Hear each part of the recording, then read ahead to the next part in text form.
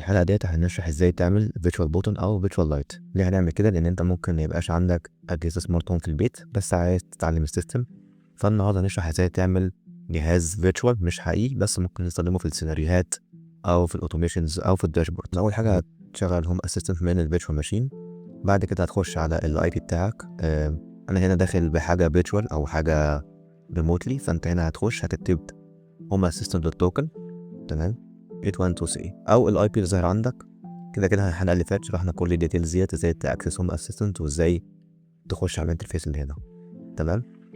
ديت الداشبورد. انا النهارده هشرح ازاي تعمل زر زي دوت توجل اون واوف.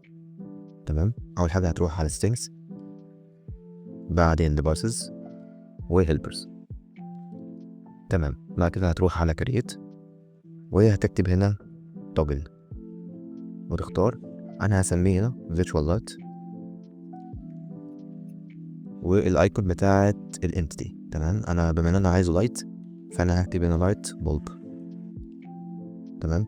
انت لو عايزه سويتش يعني انت في عندك كذا ايكون تانية، مش شرط تمشي بنفس الايكون اللي انا هعمل بيها. ممكن تختار ان هو يبقى سويتش زي دوت، بس انا همشي بالبلب لان انا عايزه يبقى زي اضاءة. تمام. وهعمل كرييت. كده هو بقى عندي نوت صغيرة دوت انتيتي. بالمعنى انت عندك هنا اجهزة بتاعتك. انا مثلا دخلت بهوم اسيستنت على الايباد عندي. تمام. الايباد عندي جوه انتيتيز زي ايه بالظبط؟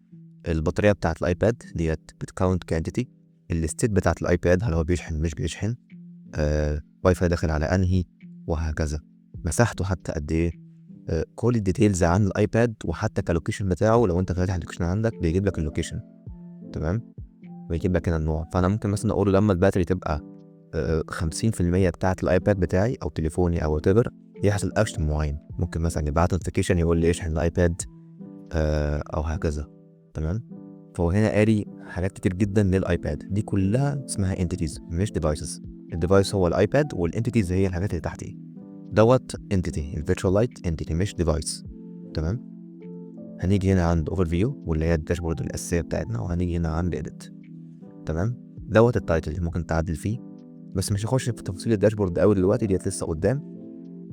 لكن حاليا انت ممكن تعدل هنا. هنا بيقول لك هالو واليوزر.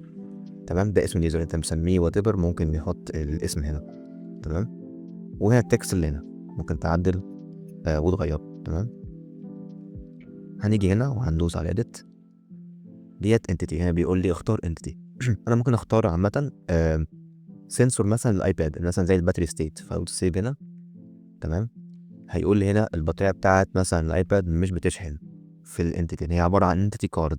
تمام. انا هاجي هنا وهختار الفيرتشوال لايت بتاعي. تمام. ممكن ان انا اختار البيهيفير بتاعه اذا كان عايزه مثلا مور انفو او عايز ان انا ما اعملش حاجه لما ادوس عليه. تمام. وهنا الكونتنت، هنا الايكون، وممكن نلعب شويه حاجات هنا. انا مش عايز اخش في التفاصيل قوي، دي هتكون قدام في الداشبورد لما نبدا نعدل في الداشبورد. تمام. المهم هنعمل سيف ودان. كده انت بقى عندك الداشبورد اهيت، وعندك هنا اول لايت. طبعا ده مش حقيقي، مش بيكنترول اي حاجه. تمام. بس ليه هيستوري وليه توجل، فده هيفيدنا ان احنا نعمل داشبورد يبقى عندك اضاءات وتقدر تحطها تبقى عامله منظر. تمام. نفس الشيء ممكن نعمل تكييفات، ممكن نعمل اضاءات ار جي بي. كل الكلام ده ممكن تعمله وتحط شغلك او تبريزنت الداشبورد بتاعتك من غير ما يبقى عندك اجهزه حقيقيه، كلها فيرتشوال وكلها معروضه.